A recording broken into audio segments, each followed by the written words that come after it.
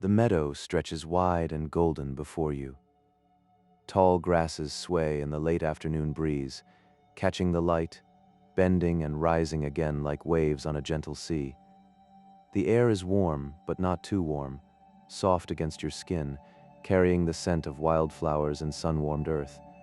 In the center of the meadow, the hot air balloon rests on the ground. Its fabric lies draped and folded, a cascade of deep blues and soft creams, waiting. The wicker basket sits upright beside it, sturdy and round, woven from pale golden reeds that gleam in the sunlight. Everything is quiet here. Everything is still.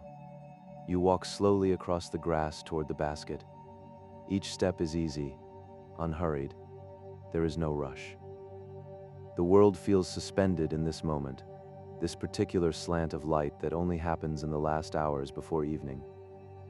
The sun hangs low and heavy in the west, turning everything it touches to amber and honey. A figure stands beside the basket, the balloon pilot, calm and unhurried, checking ropes and connections with practiced hands.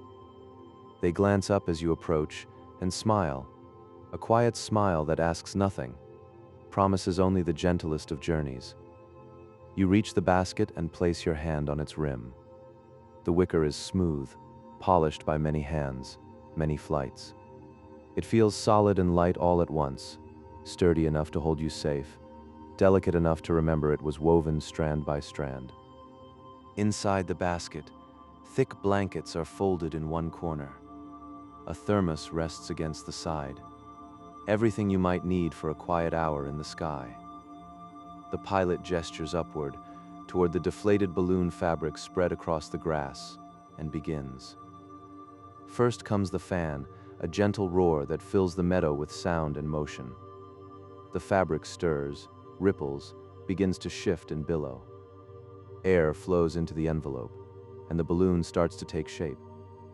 What was flat and formless becomes round, becomes full, becomes alive with possibility. You watch as the colors emerge. Blues, deep as evening water. Creams, soft as old parchment. The stripes alternate, wrapping around the growing sphere, and as the balloon inflates, it rises inch by inch until it towers above you, enormous and impossible and beautiful. The roar of the fan fades. The pilot reaches for the burner, and with a quiet hiss and a bloom of flame, heat pours into the balloon. The fabric tightens, pulls taut. The basket shifts, just slightly, testing its weight against the ground. The pilot looks at you, nods toward the basket. You step over the edge, one foot then the other, and settle into the wicker cradle. The floor is firm beneath you. The walls rise to your waist. You are held, contained, safe. The pilot steps in beside you, hands resting lightly on the burner controls. Another hiss of flame. The heat rises into the balloon, and you feel it not as sound, but as a change in the air, a shift in the quality of stillness. The basket sways, just once, a gentle rocking from side to side. And then, so slowly you almost don't notice, you begin to rise. The ground falls away, inch by inch. The grass that was at your feet drops to ankle height, then knee height. The meadow spreads wider below you, showing you its full expanse, the golden grasses, the clusters of wildflowers, the narrow path that leads away toward distant trees. You hold the rim of the basket and watch.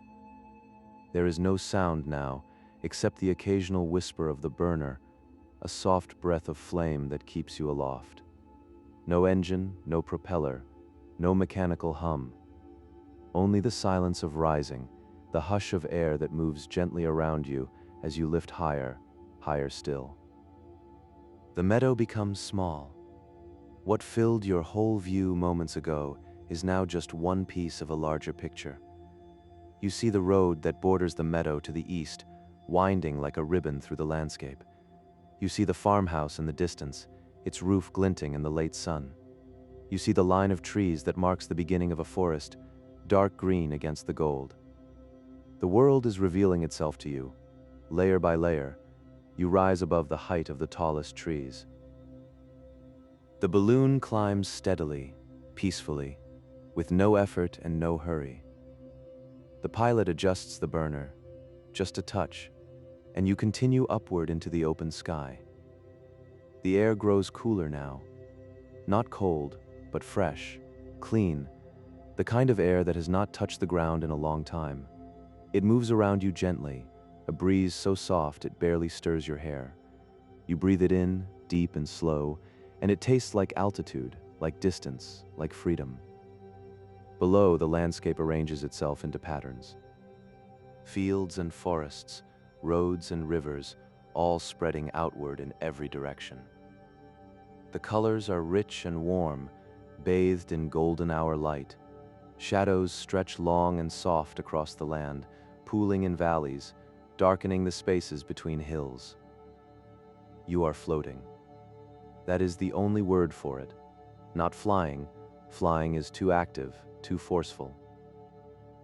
You are simply floating, held aloft by heated air and gentle physics, drifting on currents you cannot see but can feel all around you. The balloon moves where the wind takes it, and the wind is kind, steady, leading you onward with no urgency, no destination. The pilot stands quietly beside you, one hand resting on the burner, the other on the rim of the basket. Their presence is calm, unobtrusive. They do not speak, and you do not feel the need to fill the silence. There is nothing that needs to be said. You look out over the edge of the basket. The land slides slowly beneath you, passing at the pace of a gentle walk. You see a farmhouse with laundry hanging on a line, white sheets catching the breeze. You see a dog running through a yard, a tiny moving speck. You see a tractor parked beside a barn, its work done for the day. Everything below is winding down. The world is preparing for evening, and you are drifting above it all, watching the transition from day to dusk. The sun sinks lower, and the light shifts, less gold now, more amber, deepening toward copper and rust. The balloon rises a little higher. The pilot adjusts the flame, and you feel the warmth of it against your face for just a moment before it cuts off again, leaving only the sound of wind, the creak of wicker, the flutter of fabric above. You wrap your arms around yourself, not from cold, but from contentment. This is peace. This is stillness in motion, silence in the sky. You are untethered from the ground, from schedules and obligations, from everything that pulls and demands. Up here, there is only the drift, the float, the slow and easy passage through open air. A bird passes below you, a hawk, circling on wide wings, riding thermals you cannot see. It does not notice you, or if it does not care. You are just another shape in the sky, just another traveler. The basket sways gently, a rhythm like breathing. You settle into it, leaning against the wicker wall, feeling the sun on your face and the cool air on your hands. The balloon carries you onward, over the last of the meadows, toward the river that winds through the valley ahead. The water catches the light, gleaming silver and blue. You watch it approach, slowly, steadily, the curve of the river becoming clearer as you drift nearer. The land drops away into a shallow valley, and the balloon follows the terrain, descending slightly, matching the contours of the earth below. The pilot adjusts the burner again, a soft hiss and bloom of heat. The descent slows. You hover at this new height, drifting over the edge of the valley, the river now directly ahead. Everything is bathed in golden light. Everything is quiet. Everything is exactly as it should be. You take a deep breath, let it out slowly, and watch the river come closer. The river flows beneath you now, a ribbon of silver threading through the land. It winds and curves, following the path of least resistance, carving its way through the valley with patient, ancient persistence. The water catches the sunlight and throws it back in flashes, bright, brief, like scattered coins. You drift above it, following its course. The balloon moves at the same pace as the current below, or perhaps slightly faster. It's hard to tell from this height. Everything feels synchronized, harmonious. The river flows, the balloon drifts, the world turns slowly toward evening. The valley spreads wide on either side of the water. Rolling hills rise gently from the riverbanks, covered in thick grass that shifts from green to gold in the slanting light. Trees cluster in groups along the water's edge, willows, their long branches hanging down like curtains, barely touching the surface. Oaks and maples farther back, casting long shadows across the slopes. The air here is different, cooler, damper.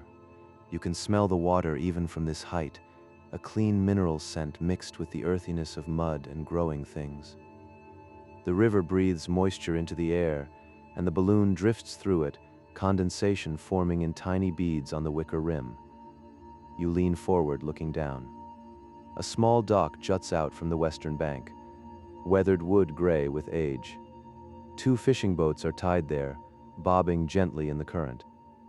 One is painted blue, faded and peeling. The other is plain wood, dark with water stains and years of use. A figure stands on the dock, a fisherman packing up his gear. You watch as he coils a rope, slow and methodical, looping it around his arm. He places his tackle box into the blue boat, then straightens, stretching his back. For a moment he stands there, looking out across the water, and then he glances up. He sees you. You see him, see you, a moment of connection across the distance. He raises one hand, a simple wave, not excited, not startled, just a quiet acknowledgement. You are there. He is there. The river flows between.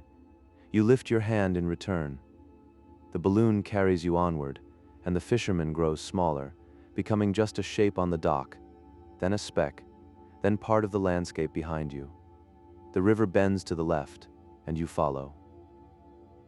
The current is stronger here. You can see it in the way the water moves, the way foam collects at the inside of the bend, the way debris gathers against the bank. The balloon drifts over it all, silent witness to the river's quiet work. A heron stands in the shallows, tall and gray, perfectly still, one leg raised slightly, poised above the water. It watches, waits, patience embodied. The balloon's shadow passes over it, a brief darkening, and the heron shifts, looks up for just a second, then returns to its vigil. You watch the bird until it disappears behind you. The valley narrows slightly here. The hills draw closer to the water on both sides, creating a corridor of green and gold. The river runs faster through this section, its surface rippling and dancing, catching the light in 1,000 shifting points. You can almost hear it from up here, or perhaps you're imagining it, the soft rush and murmur of water over stone. The pilot adjusts the burner. A gentle hiss, a bloom of warmth against your shoulders. The balloon rises slightly, gaining just enough height to clear the hills ahead. The valley opens up again beyond them, revealing more river, more bends, more gentle country spreading into the distance. The sun is lower now. It touches the horizon in the west, still bright, but losing its harshness, softening into something richer, deeper. The light has turned from gold to amber, from amber toward copper. Everything it touches glows. The water glows, the grass glows. Even the stones along the riverbank seem to hold light within them, warm and radiant. You pass over a small beach, smooth river stones in shades of gray and tan, worn round by water and time. A fallen tree lies half in the water, its branches bare and bleached white by sun and weather. Tiny birds, sandpipers perhaps, hop along the water's edge, pecking at invisible things, moving in quick starts and stops. The balloon's shadow precedes you across the beach, a dark oval shape that stretches and shrinks with the contours of the land. sliding over stones and water, climbing the far bank, disappearing into the grass. You watch it, this shadow self that travels with you, marking your passage across the earth. The river splits ahead. An island divides the current into two channels, narrow and fast on either side. The island itself is small, thick with vegetation, wild and untended. Bushes crowd together, their leaves dark green and glossy. A single tree rises from the center, tall and straight, its crown spreading wide. The balloon drifts over the right channel. You look down into the rushing water, seeing the stones on the bottom, the way the current swirls and eddies around them. Fish move there, dark shapes in the shadows, quick flickers of movement against the riverbed. Then you're over the island itself. The vegetation passes below, close enough that you could almost reach down and touch the topmost leaves. Birds burst from the bushes, startled by your shadow, wings flashing white and brown as they scatter across the water, calling to each other in sharp, quick notes. And then you're past, over the left channel now, and the island falls behind. The river rejoins itself, the two channels becoming one again, wider and slower than before. The water spreads out, losing urgency, content to meander through the valley at its own pace. A bridge appears in the distance. Stone arches spanning the water, old and solid, built to last. The road crosses here, connecting the hills on either side. You can see the worn track of it, dirt packed hard by years of wagon wheels and footsteps, leading away into the countryside on both sides.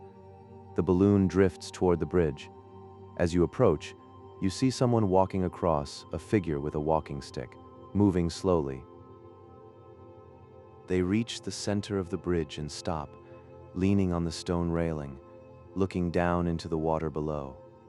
You pass over them. They don't look up, too absorbed in their own thoughts, their own moment of pause at the end of the day. The balloon's shadow crosses the bridge, touches them briefly, moves on.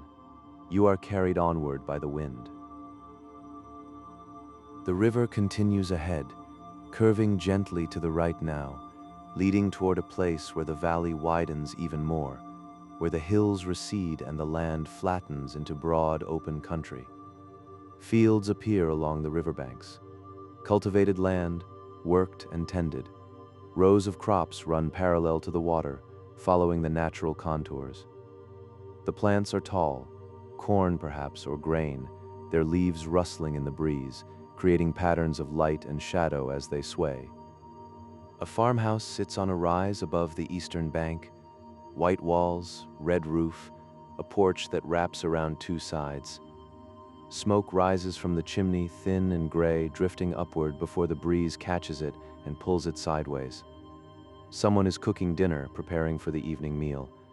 You can almost smell it, or you imagine you can bread baking, something warm and savory simmering on a stove. The balloon continues its drift. The river is wider here, slower, reflecting the sky like a mirror. The blue above, the blue below, and you suspended between them, moving through space that feels neither fully sky nor fully earth, but something in between, a sense of suspension, a sense of being held in the palm of the world, carried gently, carefully, with no effort required of you. You simply exist here, present and peaceful, watching the land unfold below. The pilot stands quietly beside you. Their presence is steady, undemanding. They check the instruments occasionally, a glance at the altimeter, a touch to the burner controls, but mostly they simply stand and watch, enjoying the flight as much as you are. The sun slips lower, the light deepens from copper toward bronze. The shadows lengthen, stretching across the valley, pooling in every hollow and fold of the land. The day is ending, slowly, gracefully, without fanfare. The river bends again, curving away toward the south. Ahead, beyond the water, you can see where the valley gives way to open farmland, fields spreading out like patches on a quilt, different shades of green and gold and brown. That is where you're heading next. But for now, you remain above the river, watching the water flow, feeling the cool air rise from its surface. Drifting, always drifting, carried by currents you cannot see, the basket sways gently, that familiar rhythm like breathing, like heartbeat. You settle deeper into the sensation of flight. Everything is well. Everything is calm. The river flows below, and you flow above it, and the world turns slowly toward night. The river falls behind, growing smaller, becoming just a silver thread in the landscape below. The balloon drifts onward, over open country now. Fields spread out beneath you in every direction, vast, geometric, precisely bordered. Each one is different. Some are golden with harvested grain, the stubble catching the light. Others are deep green, planted with crops still growing, their leaves broad and healthy. Some are brown, freshly turned earth waiting for the next season. From this height, they look like patches on a quilt. Rectangles and squares, fitted together with careful boundaries. Hedgerows divide them, dark lines of shrubs and small trees that mark where one field ends and another begins. Roads cut through at angles, pale dirt tracks that connect farmhouses and barns scattered across the countryside. The light is changing again. The sun sits just above the horizon now, enormous and soft, no longer harsh to look at. Its color has deepened to a rich orange-red, the color of embers, of autumn leaves, of clay earth baked by summer heat. The sky around it glows, layers of color spreading upward, orange fading to peach, peach to pink, pink to pale lavender. Everything below is painted in this light. The golden fields burn brighter. The green fields darken, their color intensifying. The brown earth turns russet and warm. Even the roads seem to glow, reflecting back the last strong light of day. You pass over a wheat field. The grain has been cut recently. You can see the lines where the harvester passed, the neat rows of stubble left behind. In one corner, hay bales sit in clusters, round and golden, casting long shadows across the field. They look soft from this height, like giant cushions scattered by a careless hand. A tractor moves slowly along the field's edge. You watch it crawl forward, pulling some kind of equipment behind it, preparing the ground for whatever comes next. The farmer sits high in the cab, visible as just a small shape, moving with purpose, but without hurry. The work of the land is patient work, measured in seasons, not hours. The balloon's shadow slides across the wheat stubble. It's larger now, the shadow, the sun's low angle stretches it long and wide. You watch it travel over the field, over the hay bales, climbing up the tractor and passing on, continuing across the land like a dark companion that follows wherever you go. The basket creaks softly. The wicker settles, adjusts to the shifting weight as you move from one side to the other, looking out in different directions. The pilot remains still, centered, one hand always near the burner controls, ready to adjust your height if needed. But for now, you hold steady, drifting at this altitude, perhaps 300 feet above the ground, high enough to see the broader patterns, low enough to make out details. A flock of birds passes below you, moving as one, their formation shifting and reforming as they fly toward some distant roosting place. You pass over a cornfield. The stalks stand tall, still unharvested, their leaves rustling in the breeze. The rows run straight as rulers, converging toward a vanishing point in the distance. Between the rows, shadows pool deep and cool, while the tops of the plants catch the last direct sunlight, turning their tips to bronze. A farmhouse appears ahead. Larger than the one you saw by the river, a proper farm, with multiple buildings arranged around a central yard. The main house is 2 stories, white clapboard with dark shutters. A barn stands behind it, red paint faded to soft rust, its doors open to the evening air. Smaller buildings cluster nearby, a chicken coop, a tool shed, a covered area for equipment. In the yard between the buildings, you can see movement. Chickens scratch and peck at the ground, their shapes tiny but distinct, little clockwork toys winding down for the day. A dog lies on the porch, dark against the white boards. Laundry hangs on a line between two posts, white sheets and colored clothes swaying gently. Smoke rises from the chimney, thin and gray-blue. It climbs straight up for a dozen feet before the breeze catches it and pulls it sideways, stretching it out into a horizontal stream that fades into the evening air. Someone is home, making dinner, settling in for the night. The balloon passes over the farm. For a moment, you are directly above it, looking straight down into the yard, seeing the layout of the buildings, the vegetable garden behind the house, the orchard beyond that with its neat rows of small trees. Then you're past, and the farm falls behind, becoming just another piece of the patchwork below. The fields continue. You pass over a pasture now, green and rolling, dotted with dark shapes that resolve into cattle as you drift closer. They stand in small groups, grazing or simply standing, their tails swishing slowly against flies. A few lie down, already settling for the evening, choosing their spots in the grass. One looks up as your shadow passes over. You see its head lift, its ears swivel forward, tracking the strange shape above. But it shows no alarm, no concern, just mild curiosity, a moment's attention before returning to the serious business of grass. The pasture gives way to another field. This one is freshly plowed, the earth turned in parallel furrows that run the length of the field. The soil is dark and rich, almost black in the low light, still holding moisture from a recent rain. The furrows create a pattern of light and shadow, ridges catching the sun, troughs falling into darkness. It looks like corduroy from up here, like fabric with a texture you could run your hand across, feeling the ridges and valleys. The balloon's shadow distorts as it crosses these furrows, stretching and compressing with each rise and fall. The sun touches the horizon. You watch it happen, the bottom edge of that enormous orange disk meeting the line where Earth meets sky. It pauses there, balanced, neither rising nor falling, just for a moment, and then it begins to sink, slowly, steadily, disappearing behind the world. The light shifts immediately. What was warm and direct becomes softer, more diffuse. The colors in the sky intensify, the orange deepens, the pink brightens, new shades of purple appear along the eastern horizon. The land below loses its brilliance, the colors muting, shadows spreading and joining together. Twilight is beginning.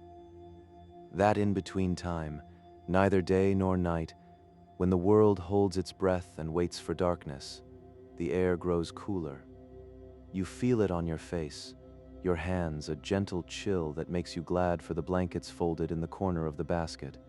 The pilot fires the burner, a longer burst this time, warming the air inside the balloon, maintaining your altitude as the temperature drops. The flame roars softly, and heat washes over you for several seconds before cutting off again, leaving only the quiet rush of wind. The landscape is changing ahead. The fields are becoming less regular, the boundaries less precise.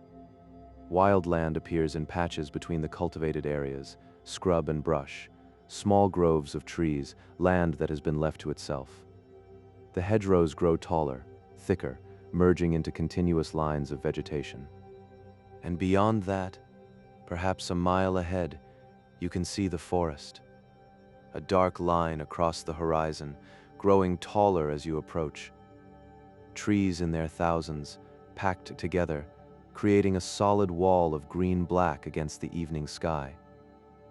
The forest stretches left and right as far as you can see, following the rise and fall of hills, a vast expanse of wilderness. You are drifting toward it. The balloon carries you over the last of the fields, a small orchard, apple trees in neat rows, their branches heavy with fruit.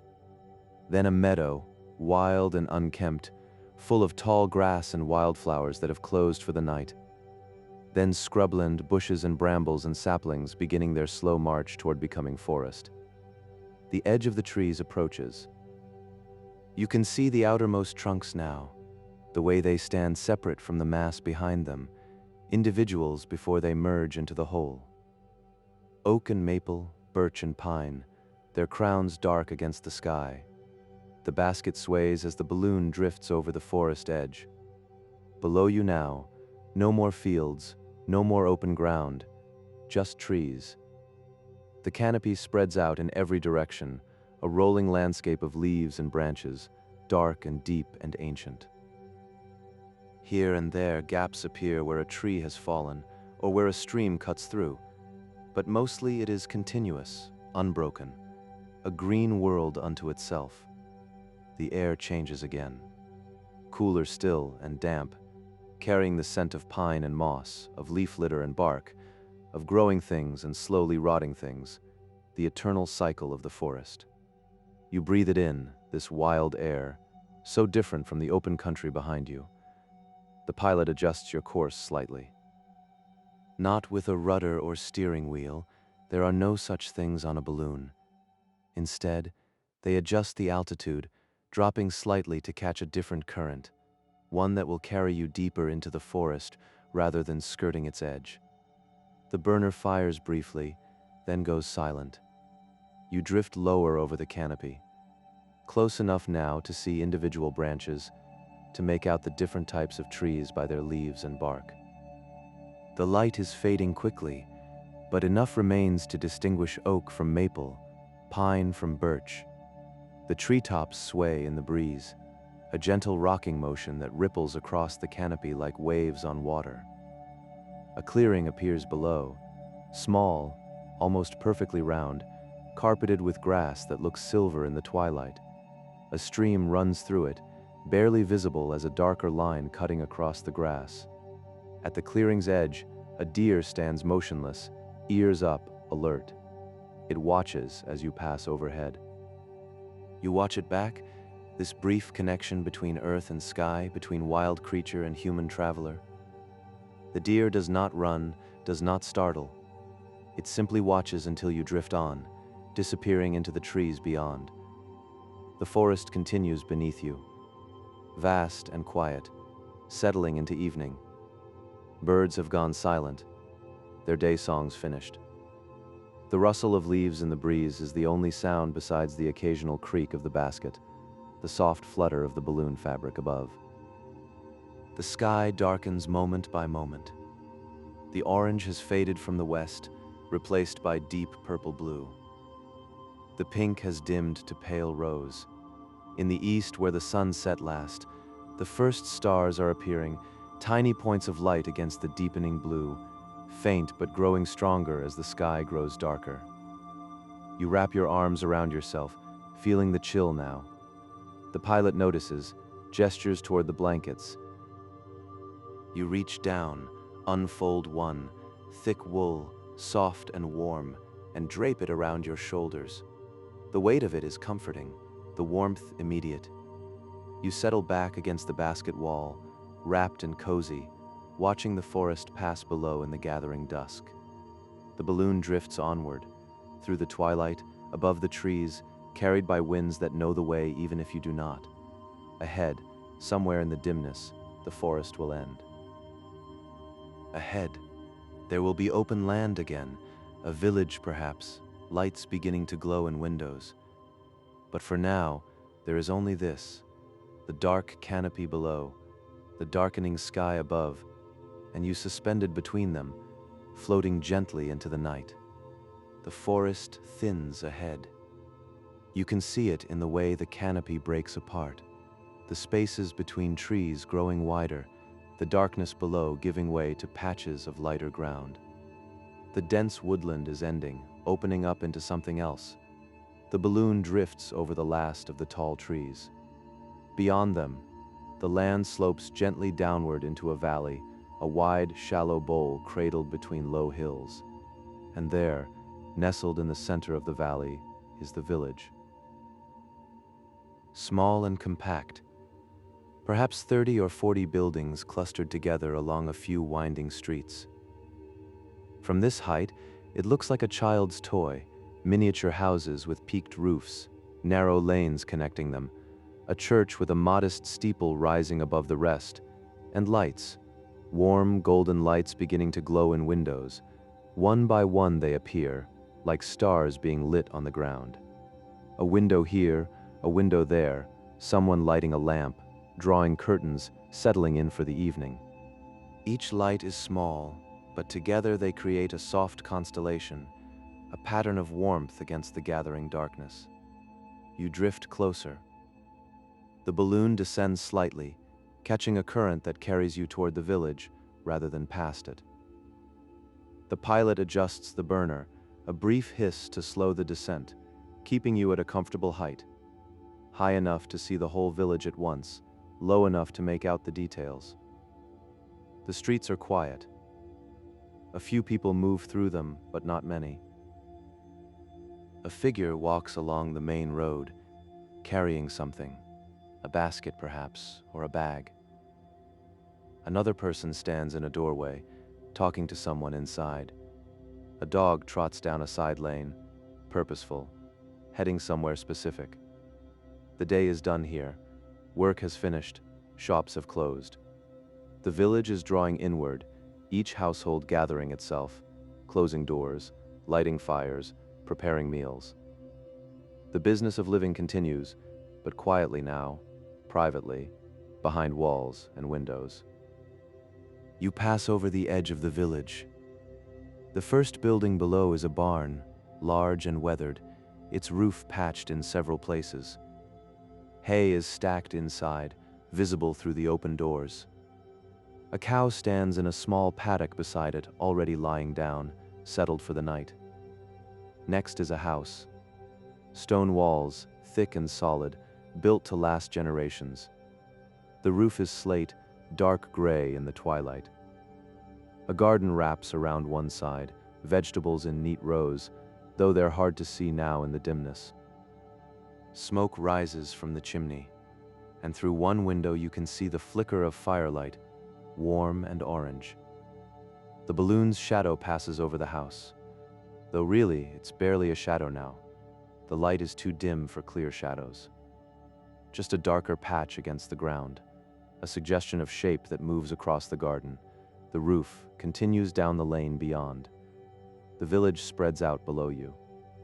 You can see its layout now, the way the buildings cluster most thickly around the church at the center, then spread more loosely toward the edges. The main street runs roughly north to south, with smaller lanes branching off like veins from an artery. Some of the buildings are houses, others clearly shops or workshops, a smithy with its chimney, a mill by a small stream, a building with a painted sign you can't quite read. The church comes into view directly below. Simple and sturdy, built from the same gray stone as many of the houses. The steeple rises modest and straight, topped with a weather vane in the shape of a rooster. The churchyard surrounds it, dotted with old headstones that lean at various angles, keeping watch over the village as they have for decades or centuries. A bell hangs in the steeple. Silent now, but you can imagine its sound, the clear, measured tones that mark the hours, calling the village to worship, announcing celebrations or sorrows. The bell that punctuates life here, giving it rhythm and structure. You drift past the church. On the far side is the village square, a small open space paved with cobblestones. A well sits in the center, its cover closed for the night. Benches line the edges, empty now. During the day, this must be where people gather, where children play, where news is shared and gossip exchanged. But now it's deserted. The square belongs to the twilight, to the pigeons that roost in the eaves of surrounding buildings, to the shadows that pool in every corner. More houses pass beneath you. Each one unique, despite the similar materials and styles. This one has window boxes full of flowers, barely visible now. That one has a cat sitting on the doorstep, washing its paws. Another has bicycles leaned against the wall, waiting for tomorrow's errands. Lights continue to appear. More windows glowing, more lamps lit.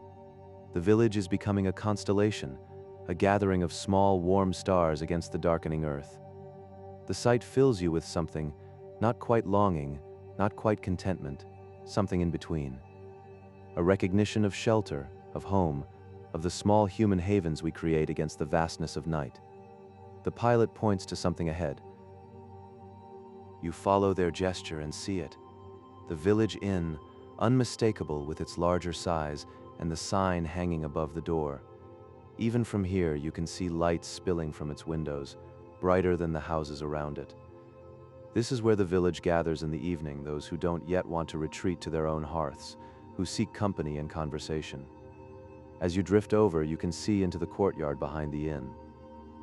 Tables sit outside. Though they're empty now, it's too cool for outdoor dining.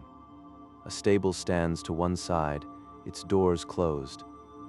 In the kitchen window, you catch a glimpse of movement, someone cooking, steam rising from pots, the busy work of preparing the evening meal. The village inn falls behind. You're passing over the northern edge of the village now, where the buildings become sparser, more spaced apart. A few cottages sit by themselves, surrounded by small gardens and chicken coops. Vegetable patches stretch behind them, the last harvest gathered, the ground resting. One cottage has an old woman standing in the doorway. She looks up as the balloon passes overhead, her face tilted toward the sky. Does she see you? Probably. You're large and impossible to miss, even in the dimness. She stands there for a long moment, watching, one hand resting on the doorframe. Then she nods, just once, as if acknowledging something, and turns to go inside. The door closes. The light from her window joins all the others, another point in the constellation below. A dog barks somewhere in the village. Just once, a single sharp sound that carries clearly in the still air. No other dog answers. The bark fades, and silence returns, or not quite silence, but the soft quiet of a village at rest. Distant sounds drift up, the clink of dishes, the murmur of voices, the creak of a door, a child laughing somewhere. Life continues down there. Private life, domestic life, the thousand small rituals that mark the end of a day. Meals being eaten, children being tucked into bed, fires being banked, preparations being made for sleep. The village is winding down, just as the day wound down, just as the light wound down, everything moving in harmony toward rest. You drift past the last buildings. Open fields appear again beyond the village, dark and empty. The village shrinks behind you, becoming smaller, the lights drawing closer together until they look like a single glowing cluster, a campfire in the wilderness, a beacon of human warmth in the vast, dark countryside. The sky has deepened to true night now. The western horizon still holds a faint glow, a memory of sunset, but overhead the stars are fully visible. Dozens of them, hundreds, appearing more clearly with each passing moment as your eyes adjust to the darkness. They spread across the black canvas above, scattered and clustered, forming patterns that humans have watched and named for thousands of years. The pilot fires the burner again. The flame roars, bright orange against the darkness, and heat washes over you. The balloon responds, rising slightly, gaining altitude for the final part of the journey. The flame cuts off, and darkness returns. But now you can see the stars even more clearly, your eyes having adjusted to the momentary brightness. The blanket around your shoulders feels necessary now. The air is genuinely cool, verging on cold. You pull the wool closer, tucking it around your arms, grateful for its warmth. The basket creaks beneath you, the wicker contracting slightly in the chill. Below, the land is mostly invisible. You can make out the general shapes of things, the pale line of a road, the dark mass of a forest, the suggestion of hills rising and falling. but details are gone, swallowed by night. Only the village behind you remains visible, that constellation of lights growing fainter and smaller as distance increases.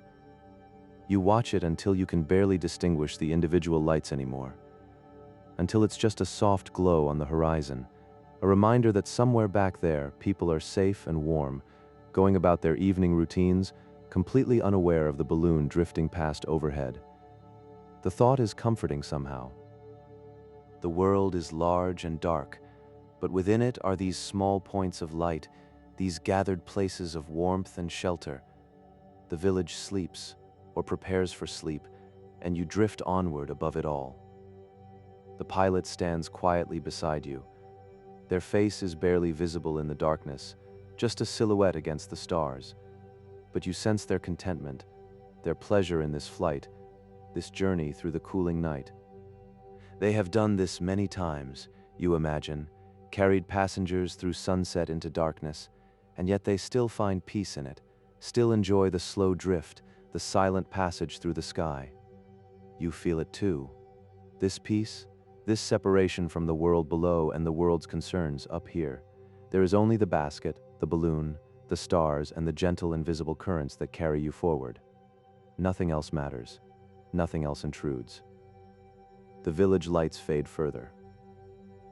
Soon they will disappear entirely, lost behind the curve of hills or the distance.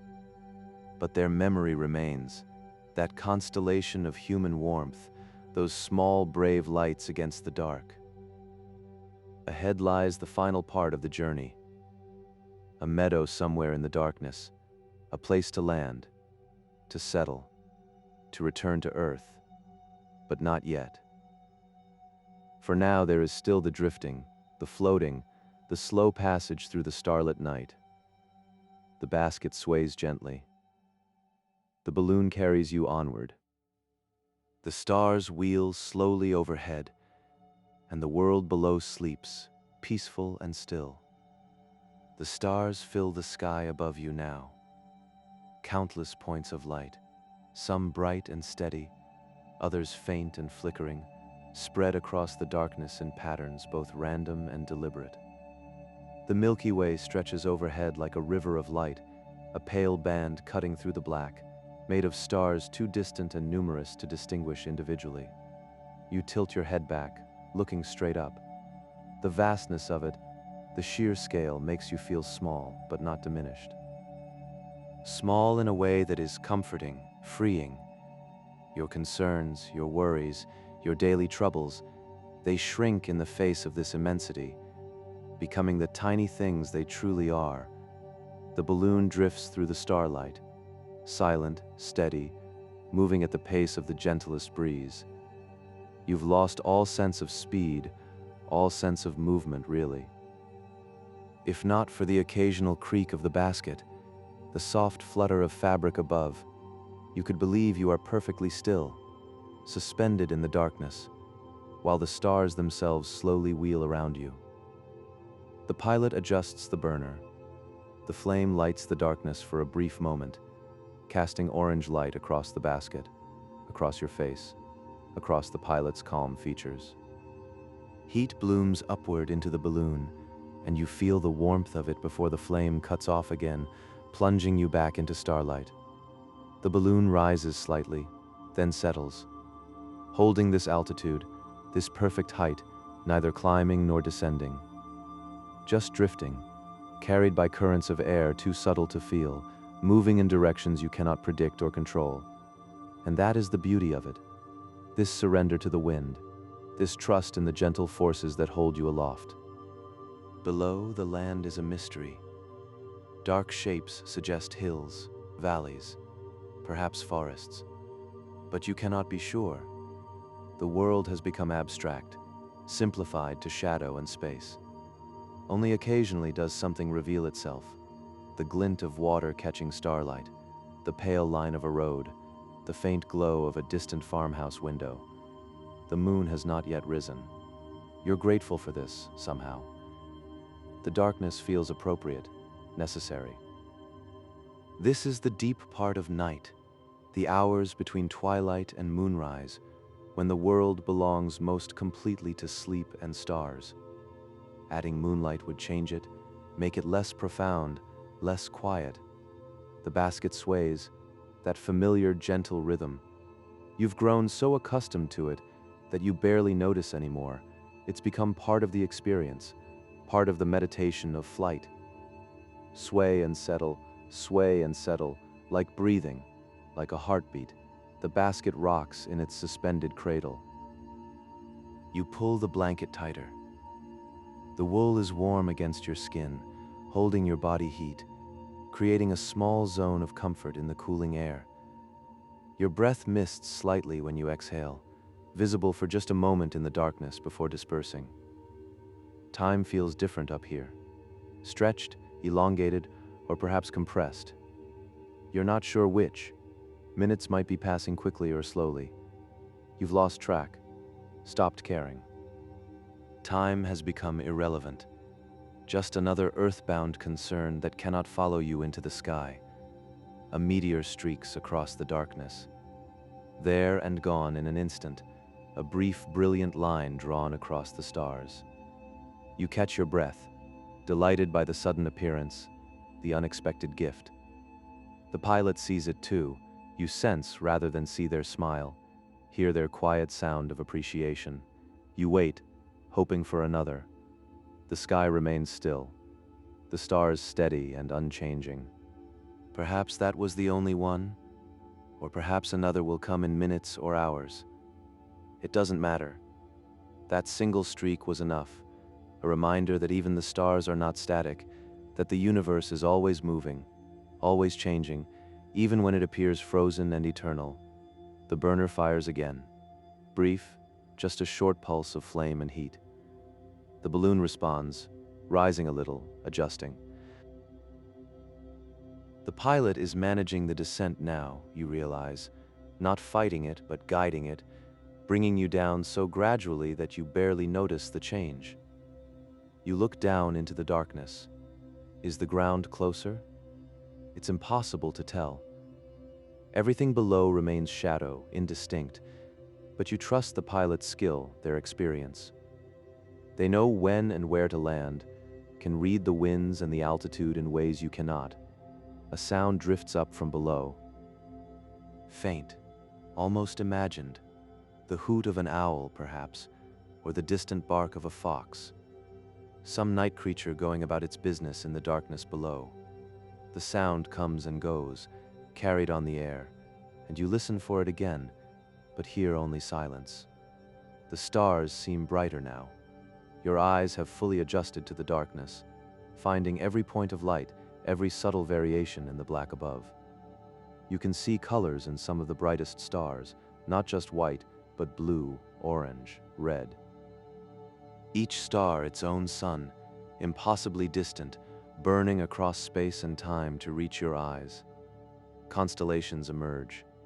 You recognize some of them, the Big Dipper, easy to spot, its handle and bowl clear and distinct. Orion, with his belt and sword, standing guard over the night. Cassiopeia, the zigzag queen, the patterns that humans have seen for millennia, connecting dots of light into stories, into meaning. The pilot points to something ahead. You follow their gesture but see nothing at first. Then, yes, there.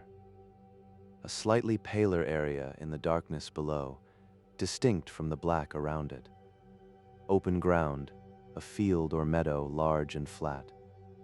The landing site. The balloon begins to descend more deliberately now. You feel it in your stomach. A gentle dropping sensation, like riding a very slow elevator. The pilot works the controls, releasing hot air gradually, letting the balloon settle toward Earth at a measured pace. No rush, no hurry, just a slow, graceful return. The stars remain above, still bright, still infinite, but they're starting to feel distant again, as if they're receding, pulling back to their proper place in the cosmos. You've been with them for a while, drifting among them, but now it's time to return, time to come back to Earth. The pale area below grows more distinct. You can make out its boundaries now, See where the meadow ends and darker land begins. It's large, plenty of room for a balloon to land safely. Grass. You think you can almost see individual patches, lighter and darker shades of gray in the starlight. The descent continues, 50 feet above the ground now, perhaps, then 40, 30. The pilot fires the burner once more, slowing the descent, preparing for the gentlest possible landing. The flame roars bright and loud in the stillness, then cuts off. The meadow rises to meet you. You can see the grass now, silvered by starlight, waving slightly in the breeze. The balloon's shadow, faint, barely visible, precedes you across the grass, growing larger as you descend. 20 feet. 10. The pilot pulls a rope, releasing more hot air from the top of the balloon. The descent continues, steady and controlled. 5 feet. The grass is right below you now, close enough to see individual blades. The basket sways slightly as it prepares to touch down, and then contact. So gentle you barely feel it. The basket touches the grass, settles, rocks slightly to one side, then stills. You're down. You've landed. The journey through the sky is complete, but you don't move. The pilot doesn't suggest it, and you don't feel the need. You remain in the basket, wrapped in your blanket, looking up at the stars.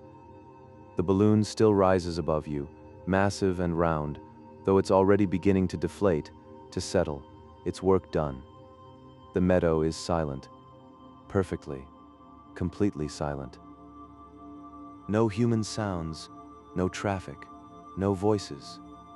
Just the whisper of grass in the breeze, the occasional rustle as the balloon fabric shifts, the slow, steady rhythm of your own breathing. The stars shine down. Bright and clear and infinite, they pour their ancient light over the meadow, over you, over everything. You are back on Earth, but you still feel part of the sky somehow, still connected to that vastness, that peace. You could step out of the basket, walk across the meadow, feel solid ground beneath your feet again, but not yet, not quite yet. For now you simply sit, wrapped in wool, cradled in wicker, resting in this quiet meadow under the stars. The journey is over, but its peace remains, settling into your bones, into your breath, into the quiet spaces of your mind. The pilot settles too. Sitting down in the basket, their back against the wicker wall, content to wait, to rest, to enjoy the stillness after flight. There is no rush. There is nowhere to be. There is only this moment, this meadow, this night. The balloon sinks slowly beside you. The fabric crumples, folds, becoming just material again rather than the living thing it seemed in flight. But that's all right.